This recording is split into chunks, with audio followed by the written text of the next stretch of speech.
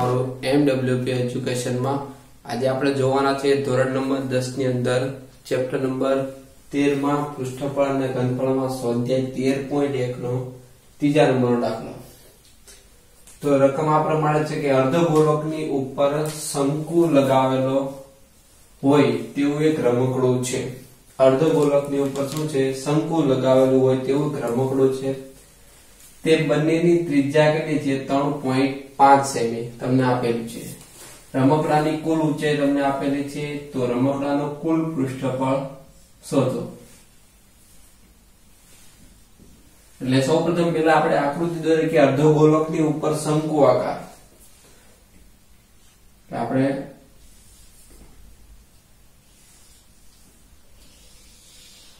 અર્ધગોળક છે તેની ઉપર શંકુ આકાર તે પ્રમાણેનું એક રમકડું છે। બંનેની ત્રિજ્યા કેટલી છે? આપણને 3.5 સેમી। એટલે આ અંતર કેટલું છે? 3.5 સેમી। પછી આગળ રમકડાની કુલ ઊંચાઈ છે 15.5 સેમી। કુલ ઊંચાઈ તમને કેટલી આપેલી છે? 15.5 સેમી। તો રમકડાનું કુલ પૃષ્ઠફળ આપણે મેળવવા છે। તો હવે રમકડાનું કુલ પૃષ્ઠફળમાં આપણે જોઈએ તો શંકુની વક્ર સપાટીનું પૃષ્ઠફળ પ્લસ અર્ધગોળકની વક્ર સપાટી।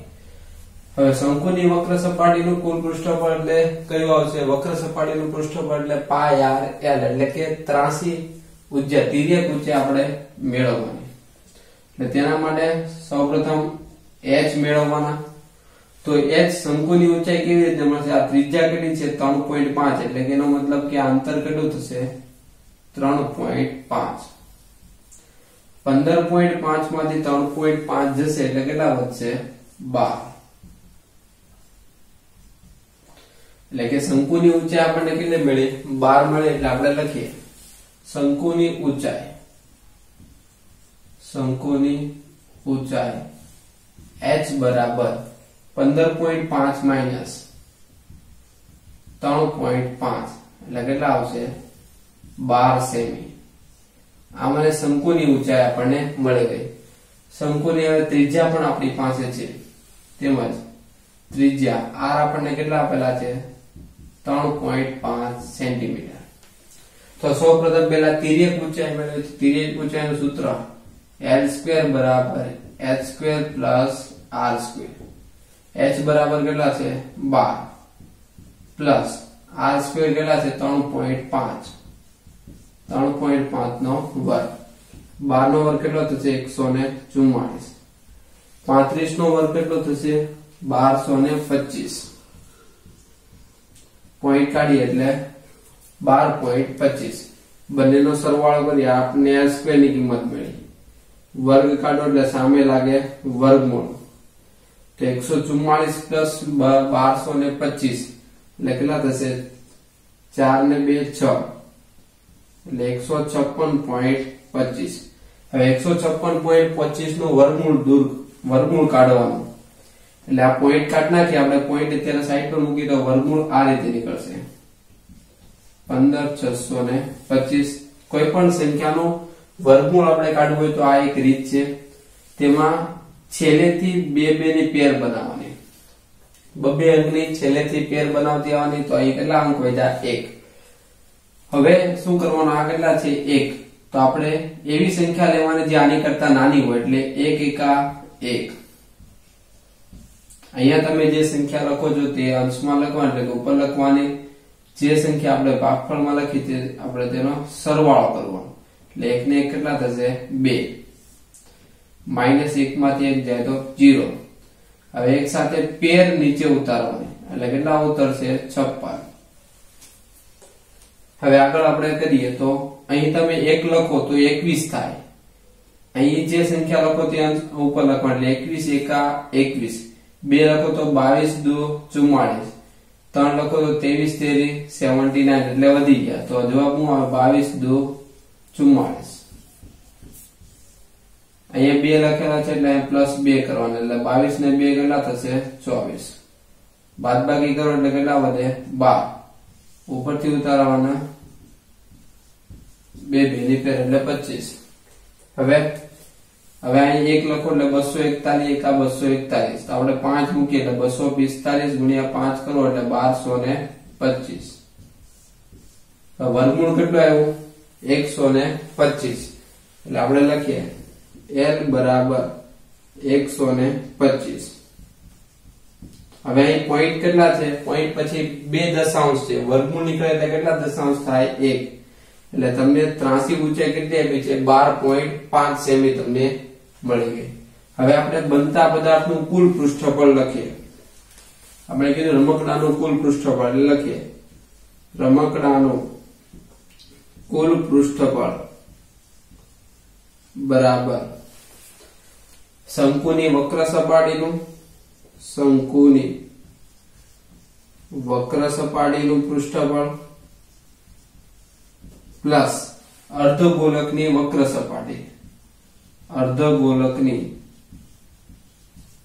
વક્ર સપાટીનું પૃષ્ઠફળ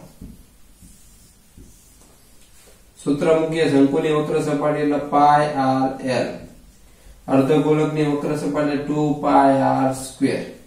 સામાન્ય કોમન કાઢી લઈએ એટલે વધશે પાઈ r કોમન કાઢો એટલે વધે l + 2r. કિંમત મૂકીએ પાઈ બરાબર 22/7. ત્રિજ્યા તમને કેટલી આપી છે 3.5 એટલે કે 35/10 લખાય. આપણે લખીએ 35/10.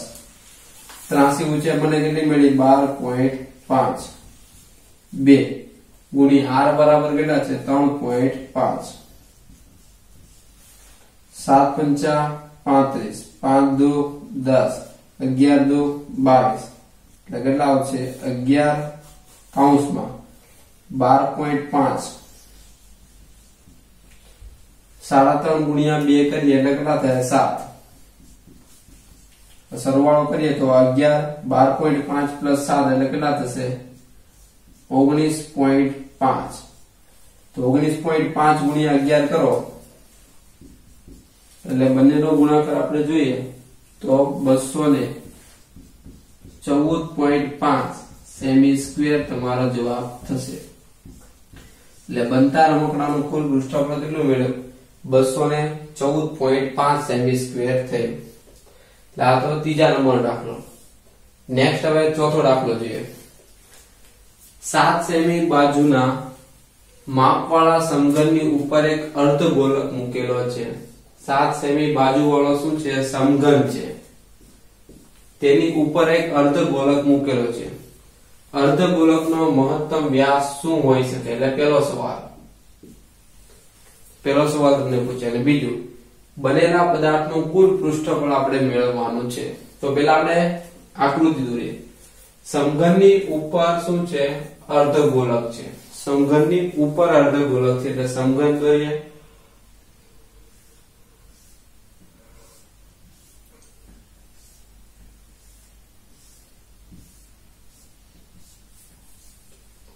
સમઘનની ઉપરની ભાગમાં આ રીતે એક અર્ધગોલક છે.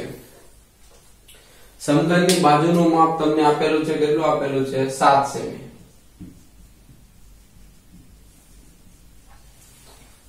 હવે આપણે આકૃતિને આ 3D આકારમાં છે. આપણે 2D એટલે આપણે સામેથી જોઈએ તો આ જે પદાર્થ છે તે તમને આ પ્રમાણે આકાર દેખાશે.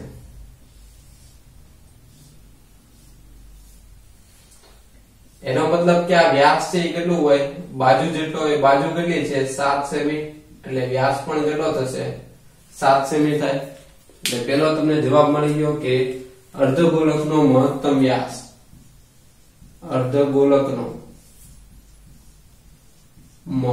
વ્યાસ કેટલો છે 7 સેમી છે.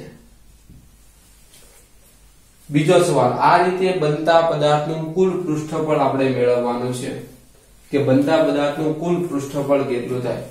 તો આપણે લખીએ બનતા પદાર્થનું કુલ પૃષ્ઠફળ બરાબર. તો આપણે જોઈએ તો પેલા એક સમઘન છે એટલે સમઘનનું કુલ પૃષ્ઠફળ એટલે લખીએ સમઘનનું કુલ પૃષ્ઠફળ પ્લસ અર્ધગોલકની વક્ર સપાટીનું પૃષ્ઠફળ એટલે લખીએ અર્ધગોલકની વક્ર સપાટીનું પૃષ્ઠફળ, તેમાંથી આપણે આ ભાગ બાદ કરવાનો એટલે અર્ધગોલક જે છે તેનો પાયો આપણે બાદ કરીએ. પાયો એટલે કયું આવશે? વર્તુળ એટલે માઈનસ અર્ધગોલકનો પાયાનું ક્ષેત્રફળ. આપણે કિંમત મૂકીએ. સમઘનનું કુલ પૃષ્ઠફળ એટલે શું આવે? 6l². અર્ધગોલકની વક્ર સપાટીનું સૂત્ર શું આવે? 2πr² માઈનસ અર્ધગોલકના પાયાનું સૂત્ર શું આવે? πr². પાયો વર્તુળ છે એટલે વર્તુળનું ક્ષેત્રફળનું સૂત્ર આવે. સાદુરૂપ આપો એટલે 6l². બે માંથી એક જાય તો 1πr². બાજુનું માપ તમને કેટલું આપેલું છે? 7 સેમી. 6 ગુણ્યા 7 નો વર્ગ. પાઈ બરાબર 22/7. ત્રિજ્યા આપણને વ્યાસ આપ્યું છે એટલે ત્રિજ્યા કેટલી થશે? 7/2. એટલે કે 7/2 ગુણ્યા 7/2. સાદુરૂપ આપીએ એટલે 7 7 કેન્સલ. 11 દુ 22. એટલે કે 6 ગુણ્યા 7 નો વર્ગ કેટલો થશે? 49 પ્લસ 11 7 77/2. 49 ગુણ્યા 6 કરો એટલે 6 9 54, 6 ચોક 24 ને 5 29. 77 ભાગ્યા 2 કરો એટલે 38.5. બંનેનો સરવાળો કરીએ એટલે 8 ને 4 12 વધી પડી 1, 9 ને 1 10 ને 3 13 વધી પડી 1 એટલે 332.5 સેમી સ્ક્વેર મળે છે. તો આ થયું બનતા પદાર્થનું કુલ પૃષ્ઠફળ આપણને મળ્યું. હવે નેક્સ્ટ હવે પાંચમો દાખલો આપણે જોવાનો છે. નેક્સ્ટ હવે પાંચમો દાખલો જોઈએ આપણે. એક સમઘનના લાકડાના ટુકડાના એક પૃષ્ઠમાંથી, તમે શું કીધું? સમઘનના લાકડાના ટુકડાના એક પૃષ્ઠ એટલે કે બાજુ માંથી એક અર્ધગોલક કાપવામાં આવે છે. અર્ધગોલક તેમાંથી કાપવામાં આવે છે. તે અર્ધગોલકનો તમને વ્યાસ આપેલો છે l. એ સમઘનની બાજુના માપ બરાબર છે. એટલે સમઘનની બાજુનું માપ અને અર્ધગોલકનો વ્યાસ બંનેનું માપ કેટલું છે? l. તો બાકી પદાર્થનું કુલ પૃષ્ઠફળ કેટલું થશે તે આપણે મેળવવાનું છે. તો સૌપ્રથમ પહેલા આકૃતિ ડ્રો કરીએ. તો તમને શું કીધું? સમઘનના લાકડાના ટુકડા.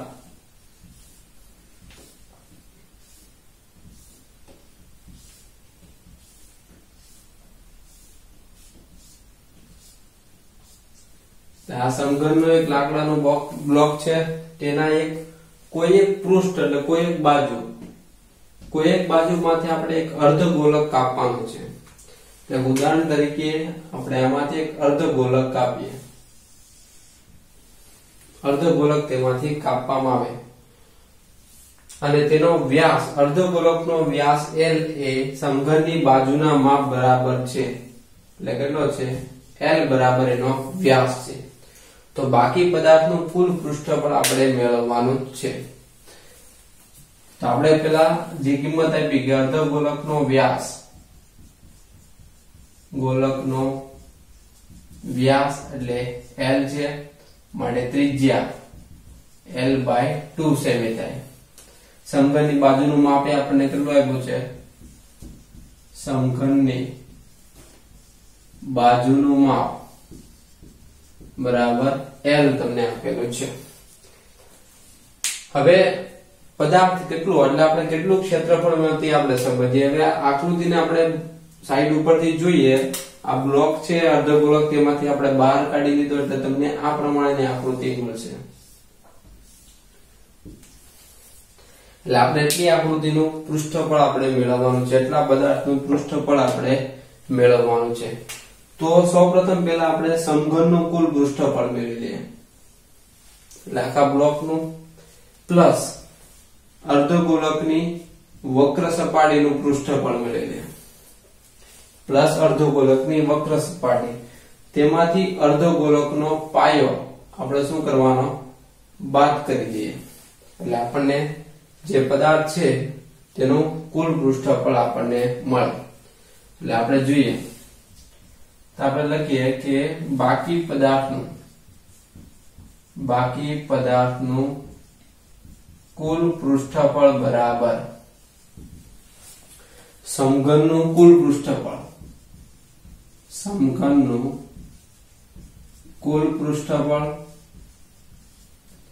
પ્લસ કયું આવશે? આ સમઘનનું કુલ પૃષ્ઠફળ આખું ચોરસ પ્લસ અર્ધ ગોલકની વક્ર સપાટીનું